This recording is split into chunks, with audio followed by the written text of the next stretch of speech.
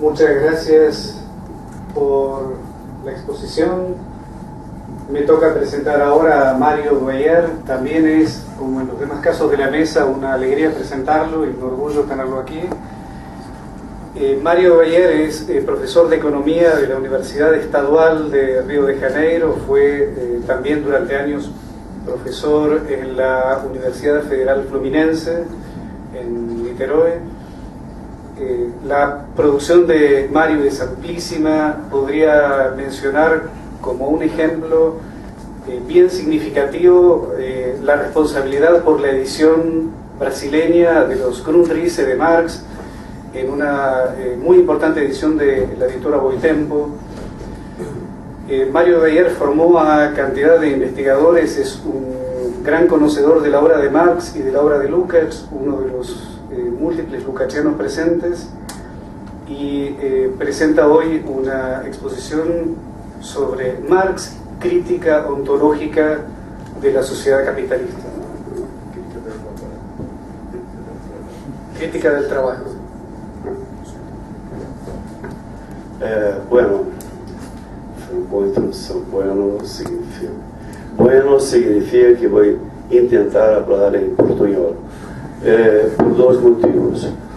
Primeiro, porque uma aluna de um grupo de trabalho em Brasil, em Rio, hizo a gentileza de traduzir minha intervenção, e é argentina, naturalmente, muito temperamental, e portanto, se não leio em espanhol, ela em castelhano, desculpe, ela me mata. Então, e segundo, porque há muitos argentinos e de outras partes da América Latina que, curiosamente, não entendem castelhano, espanhol.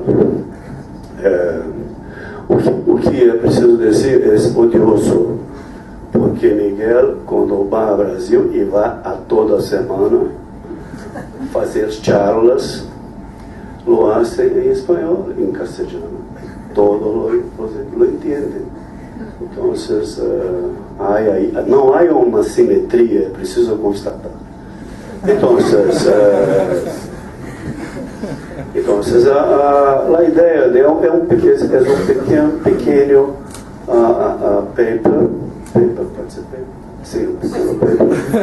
E que tem, na primeira parte, seria quase uma constatação que os movimentos, as lutas em todos os níveis, sindical, ecológico, da educação, saúde, em todos os níveis, não são capazes de provocar, não têm sido capazes de provocar nenhum, não são capazes de afetar seriamente, não têm sido capazes de afetar seriamente o capitalismo. Minha ideia, minha sugerência, minha indicação é que um dos problemas, está ruim isso, está uma droga, uma das, como se diz, causas dessa incapacidade, dessa impotência, é a pérdida da crítica hecha por Marx, no sentido de uma crítica ontológica. É claro que dizer que as lutas, que claro, todos somos solidários às lutas, essas contra as infâmias, etc., desse modo de produção, dessa forma de organização social. E graças.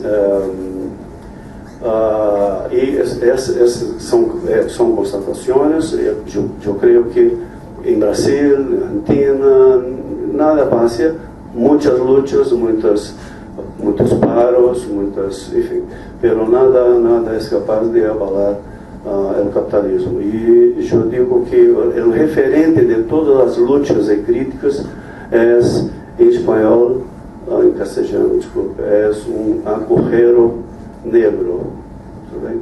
Em português é buraco negro, em espanhol é um black hole. Ou seja, não há, as lutas são luchadas, pero não tem referente, e a falta de referente é a falta da crítica ontológica. Buscou-se, essa é uma posição muito solitária, e eu busco, então, no início do texto, a ajuda e socorro de Zizek, de Hobsbawm, e eles, enfim, não vou repetir, não vou citá-los, não vou citá-los, pero, tudo bem assim? Pero, mais ou menos, pero eles chegam à mesma conclusão. Por exemplo, Hobsbawm, ao lançamento de seu último livro, How to Change the World, ele declarou que, a parte de declarar que Marx, que o século XXI não precisa de mais Marx, etc., e disse que por falta de Marx, o movimento anticapitalista contemporâneo, tanto dentro como fora do movimento dos trabalhadores, representa mais protesto que aspiração. Então essas são constatações. Tento dizer que, então, todas as lutas, ou seja, nós outros vivemos por em cima, do ponto de vista físico, é um absurdo o que eu vou falar. Todos nós outros vivemos acima de um agujero negro, que não existe, porque um agujero negro nos sugaria, são outras questões.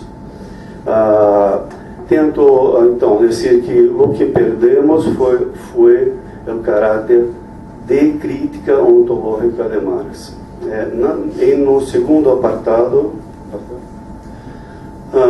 tento defender a ideia que crítica, de fato, é crítica ontológica, e faço um pequeno análise e que vou passar por em cima, porque que gostaria de chegar ao ponto central, talvez conectando minha charla com a exposição de Facundo e com a pergunta de vuestro antigo amigo Néstor e meu recém-amigo Néstor. Então gostaria aí eu vou ler a última secção que tem a ver com isso que seria a crítica ontológica de Marx que perdemos, que não nos demos conta, e gostaria de dizer que o que Marx faz é uma crítica ontológica da sociedade capitalista, todos sabem, e essa crítica é uma crítica do trabalho, como dije, como depois, como pude dizer, Facundo, e nós nos baseamos um pouco, não um pouco, muito, em Moshe Postone, um autor norte-americano, canadense, pero radicado professor da Universidade de Chicago. E ele tenta defender lá a ideia, é bom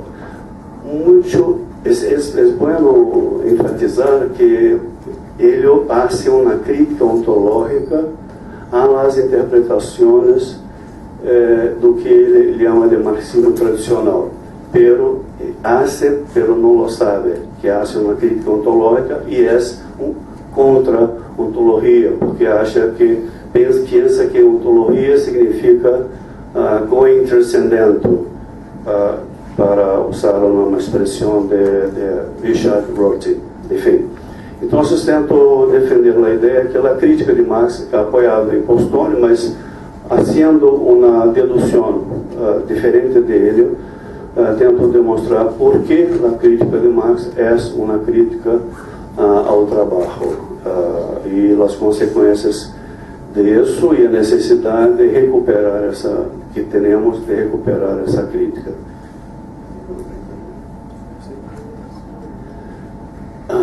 é muito cansativo falar isso em castelhano, é preciso que se diga, né?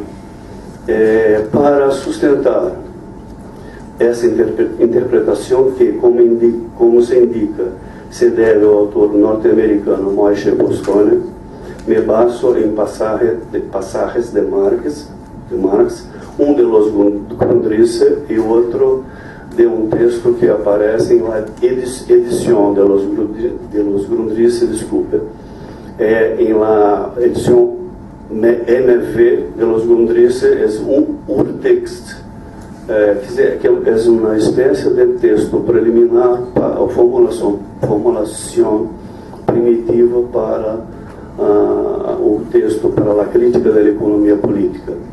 Então passo a citar Marx. No caso, essa cita é desse urtext, desse texto original.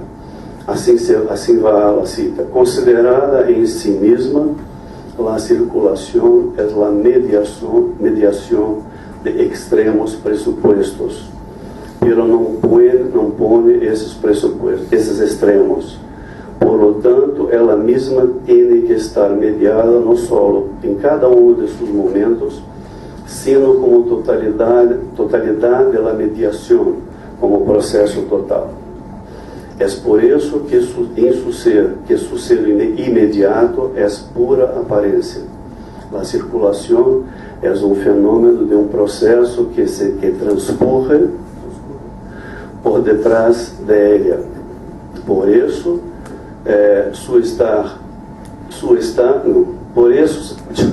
perdão, a tradução de minha aluna, vou reclamar com ela. Por isso, su ser é pura aparência. Aí, o fecho da cita. A circulação é o fenômeno de processo transcorrido por detrás dela. Ele repite. Ora bem, se o câmbio é uma mediação de pressupostos extremos, utilizando o modo de inferência típico de Marx, que eu vou seguindo um autor britânico chamado Roy Basker, vou chamar de retrodução. É possível concluir que, se a mediação, se ela troca o câmbio, é mediação de pressupostos extremos, o câmbio generalizado não pode estar na origem da história. 2. E se esse for o caso, tendríamos que suponer indivíduos aislados, associados, com dotações originariamente complementares e que, por lo tanto, estariam predestinados ao câmbio em el origem. É decir, teríamos que postular que esses indivíduos, com suas dotações, formando uma unidade, cairiam do cielo de paracaídas, aunque se sabe que eles, os paracaídas, não existiam no começo da história. 3. Sendo razonável admitir que na origem da história o que existe são várias e distintas formações socioeconômicas constituídas por relações sociais explícitas, claras entre os sujeitos. Por isso, ou seja, a produção material originalmente estava basada nessas relações sociais explícitas. Se pode afirmar, por conseguinte, como se fosse uma dedução bem tranquila. Se pode afirmar, por conseguinte, que em nenhuma das diversas formações sociais anteriores, os sujeitos se relacionavam como trabalhadores. Os sujeitos não pertenciam a essas sociedades porque trabalhavam, é decir, porque eram trabalhadores. Por el contrário, porque a elas pertenciam, entre outras coisas, trabalhavam. E, o que importa para o argumento, por lo tanto, que em nenhuma dessas formações sociais pré-mercantiles o trabalho funcionava como categoria que estabelecia a mediação entre os sujeitos. E essa é a crítica de Postone que eu estou tentando abordar de maneira distinta, partindo direto de um texto de Marx. Eu vou tomar água porque falar em castelhano me seca muito a boca.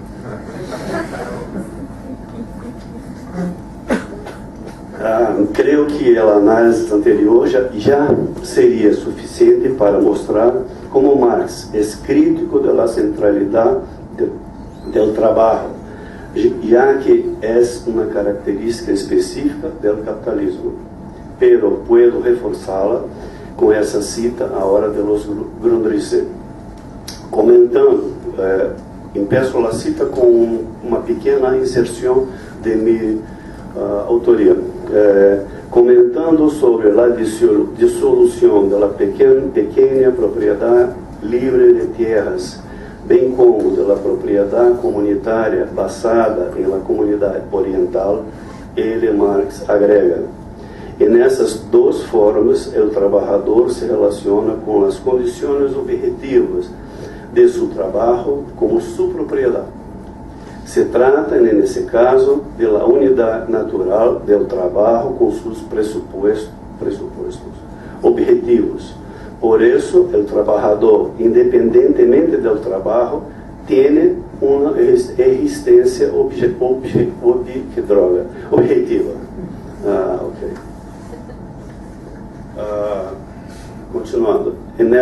Continuando a cita de Marx. E nessas duas formas, os indivíduos não se relacionam como trabalhadores, sino como proprietários e membros de uma comunidade que ao mesmo tempo trabalham.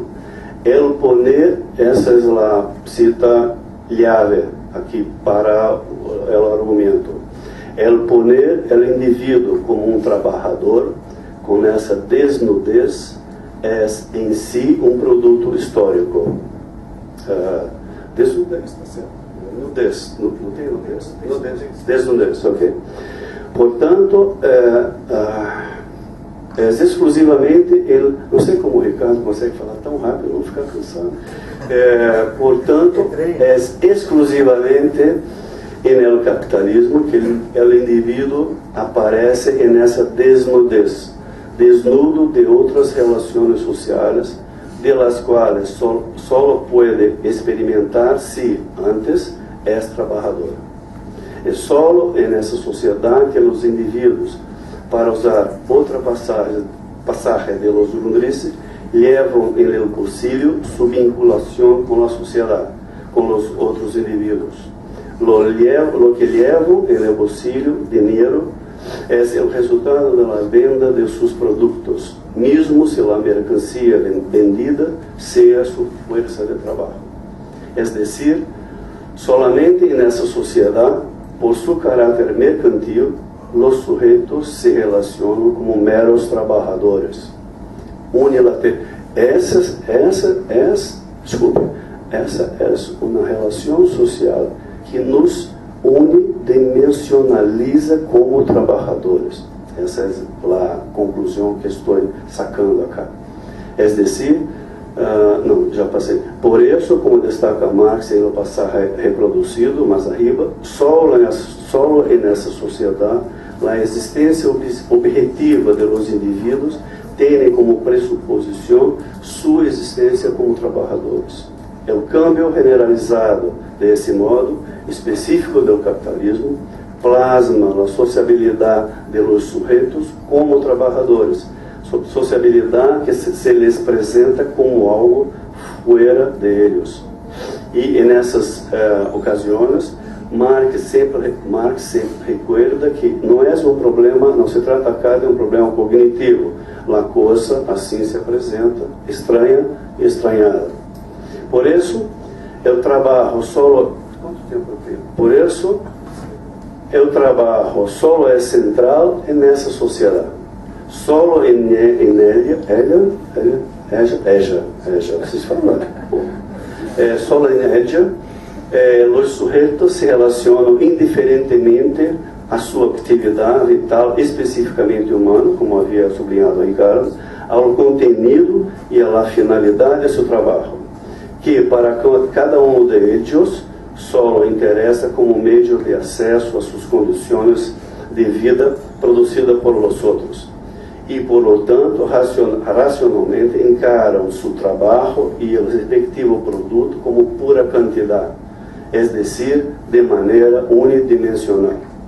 O resultado dessa maneira muito particular de los produtores relacionar-se com seu trabalho é um modo de produção, uma produção das condições materiais de vida com um dispositivo interno exclusivamente de ella,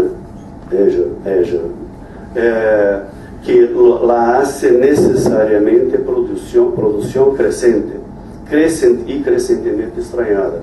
Capital, sendo trabalho muerto, passado, objetivado, se pode sugerir que, em análise marxiano, essa é a contradição fundamental desse modo de produção, a saber, os sujeitos estão submetidos, esclavizados à dinâmica do produto de seu trabalho, sujeitados, portanto, à dominação abstrata do produto de seu trabalho como capital.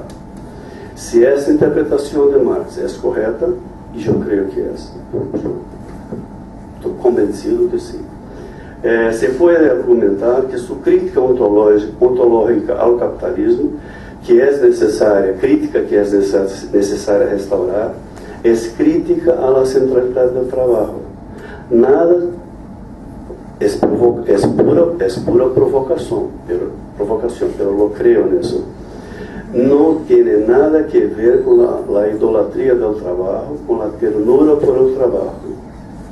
Em sua dimensão mais relevante e universalizável, é crítica dessa escravização de todos nós à dinâmica de nosso trabalho passado, dinâmica fundada em centralidade do trabalho, em nossa sociabilidade como trabalhadores, pero ao mesmo tempo prescinde cada vez mais do trabalho, como havia acentuado Facundo, e por lo tanto prescinde crescentemente de nós como trabalhadores, que aqui só existimos como trabalhadores. Em última instância, uma dinâmica que, caso não seja desarmada, hace supérflua a própria humanidade. Por último, aproveitando a objeção,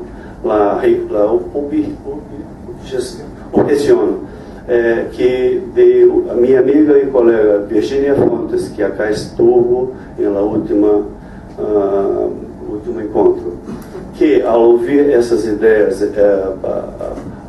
ecléticas, terríveis, sempre indaga como posso defendê-las se sou lucasiano, e creio que é importante reforçar a diferença entre trabalho como fundante do ser social, como sostener os Lukács, e centralidade do trabalho. Bom, eu não sou lucasiano, não me classificaria como lucasiano no nível de Miguel, de Esther, de outros, mas eu trabalho com Lukács e me inspiro muitíssimo nele.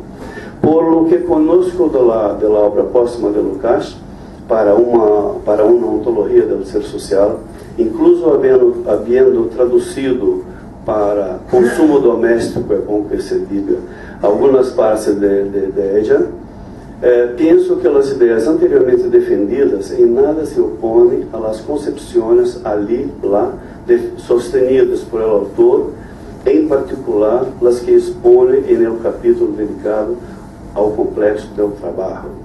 É nesse capítulo que juzgo. Eles falam tudo ao contrário, não refere? Que juzgo absolutamente brilhante. Lukács trata de demonstrar que o trabalho é a categoria mediadora por excelência do ser social, a categoria que responde por el salto ontológico do ser orgânico para o ser social. Todos sabem disso. Precisamente porque através do trabalho a humanidade põe as condições de sua reprodução, se autocria. Não é o caso de desdobrar aqui as formulações que Lukács desarrolla nesse capítulo. O importante é solamente recalcar que o trabalho precisamente não pode ser a categoria central, por ser a categoria mediadora e a categoria fundamental para a autoconstituição do ser social.